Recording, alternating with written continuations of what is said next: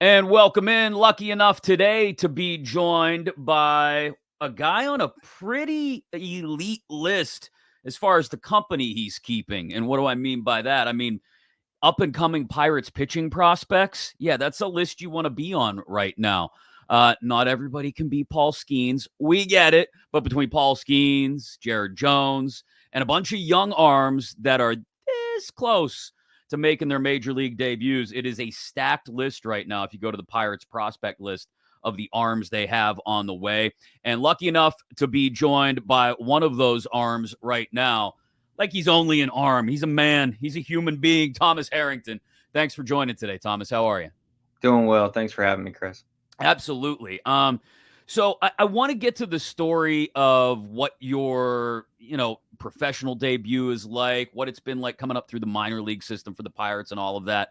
But I always think it's instructive to go back to the very beginning. And, little Tommy Harrington. I don't know. Does everybody call you Thomas? Do you get a lot of Toms? Do you get Tommies? What is it? I don't know. I go through Thomas, Tommy, Tom. It's just a bunch of different names. I'm good with all of them, so whatever works. So when you're growing up in Sanford, North Carolina, I know you played football as a kid, up through what, like your junior year of high school or so. What was the thing that what was the sport or the game or just what as a kid that got you going when you were little and fired up that competitive spirit? Yeah, I mean, I played everything growing up. My dad kind of introduced baseball, basketball, and football to me and played that up, all three of them up through middle school, and then just decided to stick with baseball and football throughout high school. But really and truly, I really feel like what drove me, to that competitive nature was just playing wiffle ball with my brothers in the backyard. I think nothing was more competitive than that. Although football was really competitive and takes like a different, competitive side, and you get a different adrenaline rush than baseball. I think wiffle ball was probably the most competitive thing I've done as a kid, and then eventually, I start to figure out that baseball is my path, and then kind of go from there. Backyard wiffle ball, little brothers or big brothers? Little brothers. Yeah. Nothing more competitive than little brothers. Yep, and you had to show them what was up. I'm sure the spin rate on some of those things was ridiculous in the backyard, man. Yeah, probably. So what you mentioned your dad gets you into sports. You mentioned basketball. Tar Heels or Blue Devils? Who are you a fan of? Oh, Blue Devils. Okay. All right. Oh, Big win they're coming off of. I mean, they're looking real good about beating Auburn the way they did. I saw Cameron Indoor was jumping. So you're a basketball, football, baseball growing up. At what point in high school did you decide to say, okay, I'm moving into baseball full time? Yeah, I kept playing football throughout high school, and I thought that was a really good thing for me to play a different sport. Really just kind of put you in a different competitive environment. And that was awesome. I really figured out baseball was my thing when it was kind of the only sport I did other than the school. Like it was just baseball on the side as well through like the travel stuff. And I realized that I was just better at baseball, and I had a chance to really be good at baseball and do something special. And so I got to in high school, I committed to Campbell and was really excited. We had a great program, and I had a great 2 years when I was there. We were really good, and that was a lot of fun. So still go down and train at Campbell some now, and get to hang out with those guys. I understand you mentioned that there's a different competitive edge you need for football, right? I think that's a really important point that you make. You also, from what I saw and what I've heard about your high school football career, like you were a quarterback's quarterback. Like you're processing the game at a pretty high level for a high school kid. It sounded like. What about being a quarterback at the high school level have you been able to translate to pitching now at maybe that second, collegiate level and third level in the pros? Has anything translated, I guess, about the chess game that goes on in your head and your competitor's head? Yeah, I think it helps and hurts at the same time. I think through football, you're always kind of thinking ahead. And sometimes I would find myself doing that in baseball, of just thinking ahead of like, all right, how am I going to pitch to this guy the next time in the order? When really and truly, you just got to stay in the moment in baseball. So I think it does help, but it also hurts at the same time. So you get to Campbell, and it's what, like a half hour from home. This is one of the cool through lines, I think, of your career to this point, is that a lot of it's been spent close to home. And you walk on at Campbell in 2021, and bang, Big South Freshman of the Year, like 14 starts right out of the gate. What was it about that atmosphere that you think lent to you taking that leap from, okay, I'm a high school kid from around the way to now I'm at Campbell and I'm walking on and having the level of success that you had? Yeah, I really think Campbell was the perfect school for me. It was small. It was really just baseball focused. There wasn't a lot of other distractions. So I really just got to focus on getting better at baseball, and had a great group of coaches that are really good at player development, and they kind of helped me take the next step. I was 160 pounds going into college, and so you can't be 160 pounds playing college baseball. So they immediately, recommended, hey, let's throw on some weight, and kind of figured out how to do that. And then, really figured out my body of figuring out, how do I move on the mound? How do I throw strikes? How do I get guys out? And then, help that develop into, professional baseball. Yeah, those guys are awesome at Campbell. They're great. Is that when you start to develop like a repertoire as well? Because you're like 5, 6 pitches deep now. Is that when you start to figure out, okay, I can throw this pitch for strikes when I want to. I can control this pitch a little bit more maybe than others. When do you start to develop and fill out that repertoire? Yeah. Campbell definitely, the pitching coach Tyler Robinson at Campbell. He's at Ohio State now, but he definitely helped me out with that and figuring out. In high school, I had just the fastball, the slurvy, curveball, and then a change up here and there. And he really helped me figure out. All right, this is how your body moves. This is a pitch that I would suggest that makes it easy for you to throw, the way your body moves and the way your wrist is, and so, yeah, he kind of helped me build it out, and then I've continued to build it out. The Pirates guys have helped me build it out.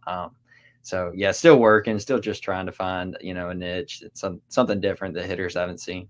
Well, just as a side note here, like you've changed fastball grips, I think I read, and changed how you're handling a 4-seam and a 2-seam, and just getting some more, because I guess, correct me if I'm wrong, velocity sitting for you on your fastball where it is in the low to mid 90s, like having that command and control is of utmost importance. And you've shown it to this point with some of your numbers, not just in college, but through the minor leagues as well. Like not a lot of walks, missing contact, missing bats.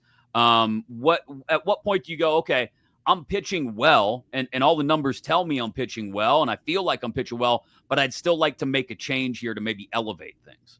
Yeah, I think that's just the competitive nature in me, and just being an athlete and being a competitor. You're always just looking for something different, and something to take your game to the next level. This year it was definitely like my changeup. I made a grip adjustment on my changeup to kill a little bit more, vertical break we call it, and it helped me out a ton. Gave me an attack to lefties. Last year I didn't attack lefties very well, and this year attack lefties much better. So it's just trying to find something that you're bad at, and then realizing, all right, how do we fix this? And then you can go into an off season and try to fix it. It's hard to make adjustments during the year, Yeah. just when you're competing, but during the off season is really when you can make some strides. So you've mentioned competitiveness a couple of times here. What is it like pregame that gets you? But you also seem like you're a real even keel guy, to be quite honest. So like, what is the switch flipper for you when you're getting ready pregame?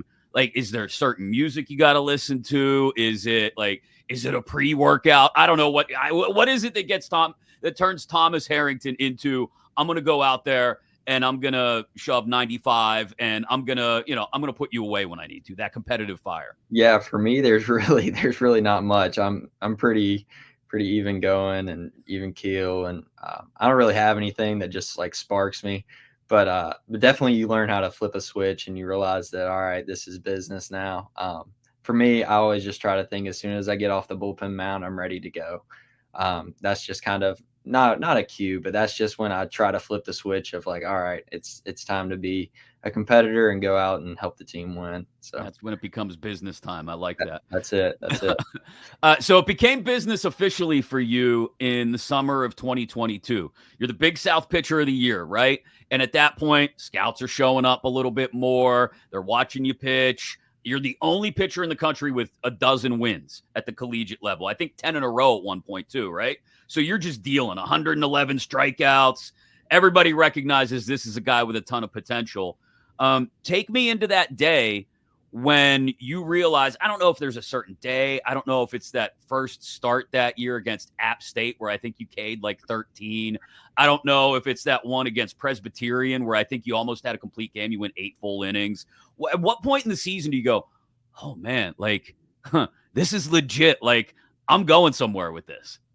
Yeah, I think I played with Zach Neto and the shortstop for the Angels, and so there was always a lot of scouts coming and mainly to watch him in the fall. And I had a good fall, and so I kind of came into the spring and I was like, you know what, I might have a chance. And then I come out first weekend, and you kind of glance up in the stands and you're like, oh man, there's a lot of people here. A lot of radar guns here all of a radar. sudden. Yeah. And then, I had a really good first start, and I was like, oh man, I might have a chance to do something, really special. And so, it worked out, and it worked out for Zach too. And so it was really cool. We had a really special team that year, and, it was just really just blessed to, have the opportunity to play pro ball, and something that I didn't think that was going to happen 6 years ago. So it was, it's really cool though.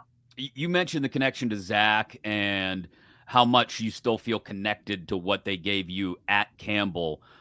Cedric Mullins, I think, is a Campbell guy, right? Like, I know he's before your time, a little bit older, but, is there a relationship there with guys who have, developed minor league careers over the years or made it to the bigs, made it to the show, who reach back out to guys from their school and say, hey, let me know if you need anything? Yeah, absolutely. Absolutely. There's a really strong connection, and guys have reached out to me, guys have reached out to Zach. It's it's really special, the group that, that Campbell brings in, and they've been blessed enough to have a bunch of pro guys here recently. So it's really cool though. I still go down and train with some of the guys that are still at Campbell and some of the pro guys that come back to Campbell. It's a lot of fun. So when you get the call on draft day, what's that like? You go 36th overall. What do they call it now? It's the sandwich round. Some people call it competitive balance round. But when you get that call, just take me through it. Who calls you? What's the discussion like? Is it real brief and quick and we'll be in touch, don't worry about it, kid? Or is it like a more drawn out thing? For those that have never been on the other end of a phone call from a GM or a personnel director, what's that moment like for you? Yeah, it was actually kind of interesting for me, and it's kind of a funny story. So on draft night, I had some friends and family come over to the house, and we were just hanging out, having a good time. I was so stressed out. It was probably the most stressed I've ever been in my life, but Yeah.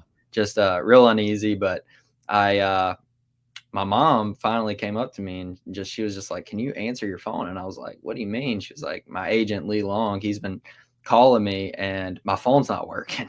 Oh, no. So of course on Of all draft night, nights. out of all nights, my phone's not working on draft night. I couldn't answer a phone call on draft night. So he was calling my mom. So we finally kind of got it figured out on my mom's phone. And then it all kind of happened so quick. The Pirates didn't even call me. They just picked me. Like, we agreed to it, and then they picked me. And so my phone wasn't working. So it was great. But That's a bad Verizon commercial, Thomas, in the making. Can you hear me now? Can you hear me now? No kidding. No kidding. Yeah, it was like the one night of the year I needed my phone to work, and of course it didn't. Yeah. So when you finally do get to talk to someone from the organization, once the phone issues get sorted out, whether it's a couple days later or whenever it is, what's the conversation that you have with, whether it's, Ben Harrington or someone else within the personnel department who says, hey, this is why we drafted you. This is why we like you. This is what we expect from you. Yeah, it was really cool. So I got to talk to Baker, John Baker, and Josh Hopper, and Shelty called me as well, and we were all just talking, just really excited about the steps that we can take, and how we're building this young core, and really excited about the group that we're building. So yeah, it was really cool, and it was really cool just to hear from those guys, and it's stuff that you hear about, and it was really cool talking to Shelty. Of course, coming right out of the draft and realizing that you're not that far away. So it was cool. What's it been like? You mentioned the other arms that are all, you guys are all right around the same age. You're all coming up together. Maybe at different, slightly different paths in your journey, but all still pretty close. What's that been like? And how much do you guys share notes? Is there an inner competitiveness? Like, hey, you struck out 8 last time, I'm getting 9 today. How does that work within the group of young arms coming up through the system together? Yeah, we're really close.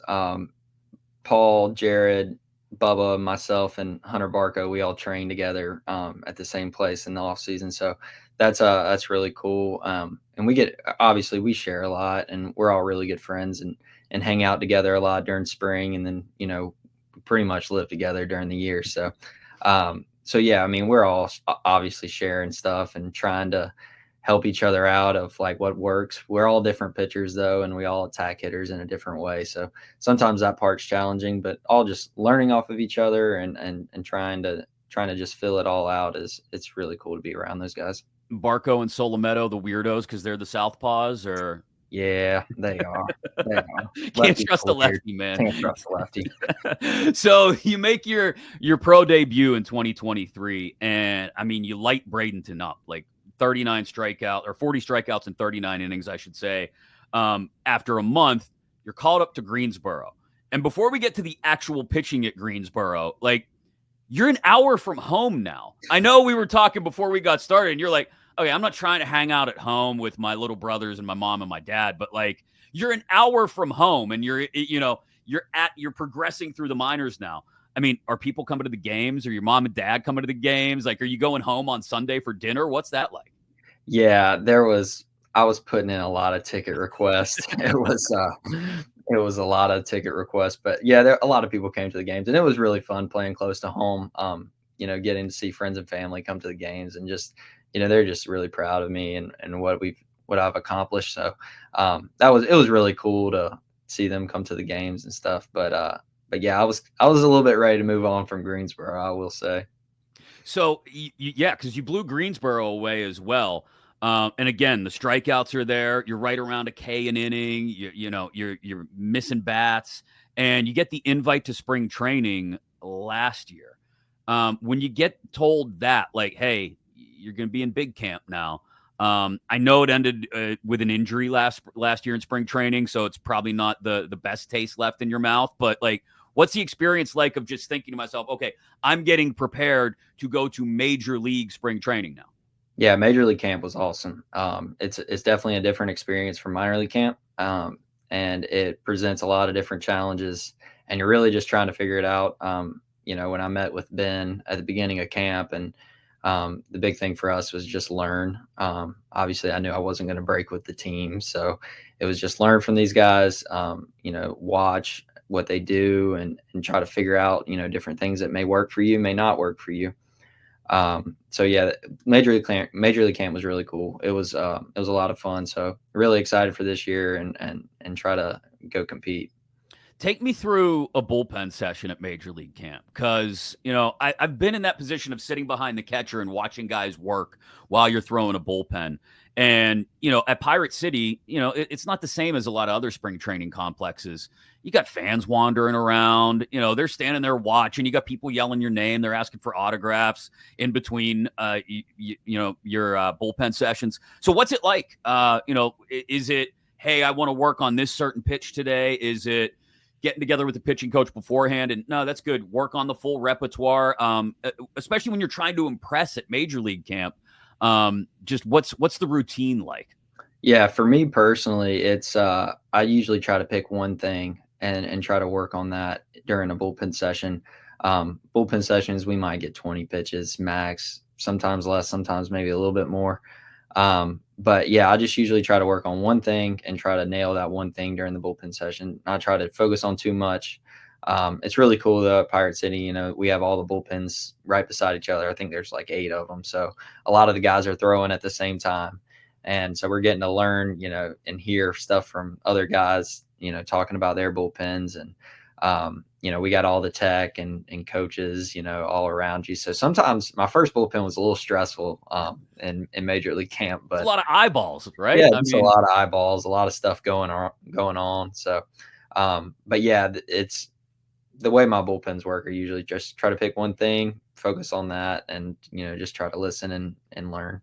so you fight through the injury, deal with that in really March and April of last spring, get back on the mound in May, the one start at Bradenton, and then bang, you're in Altoona. And again, 12 really good starts, 74 strikeouts and 68 innings.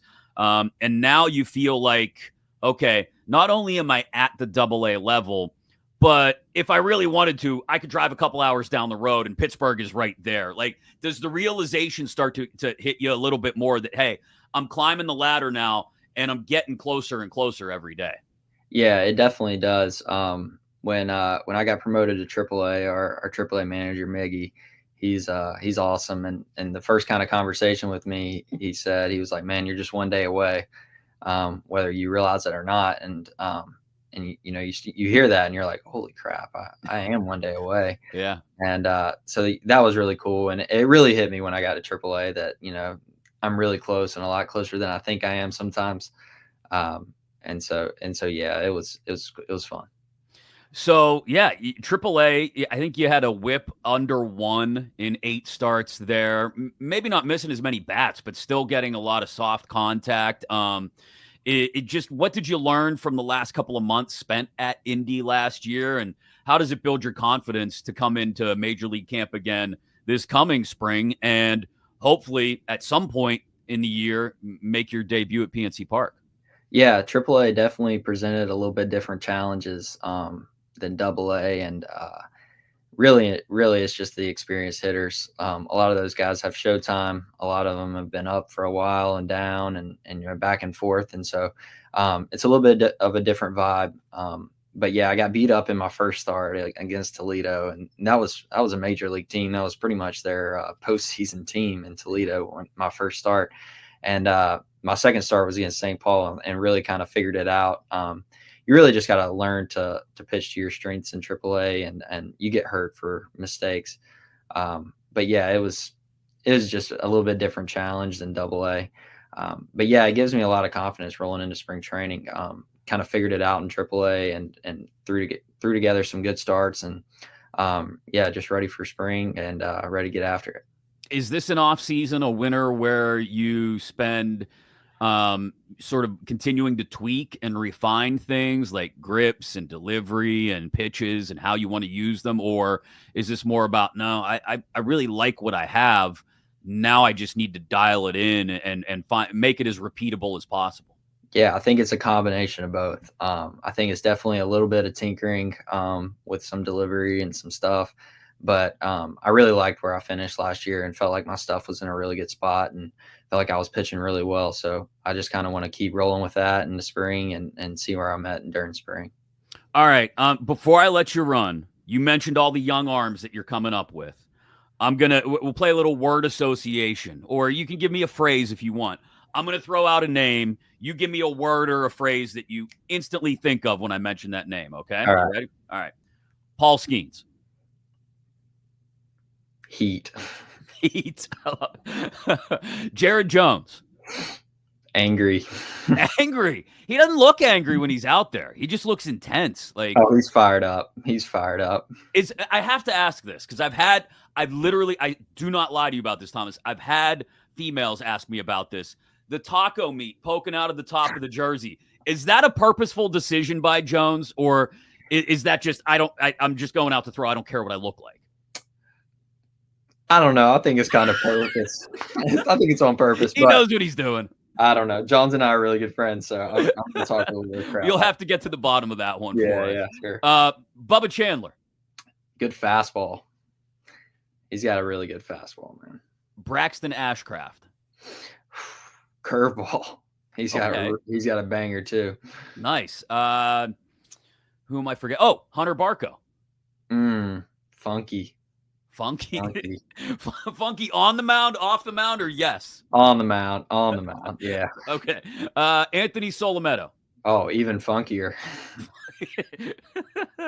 Well, listen, I'm going to let you run, Thomas, because it is the winter, and I know you're trying to get workouts in, and you got a lot going on to prepare yourself for the spring down in Florida. And again, hopefully very soon on the mound at PNC Park here in Pittsburgh. But I want to thank you for the time. We really appreciate it. Yeah, thanks for having me, Chris.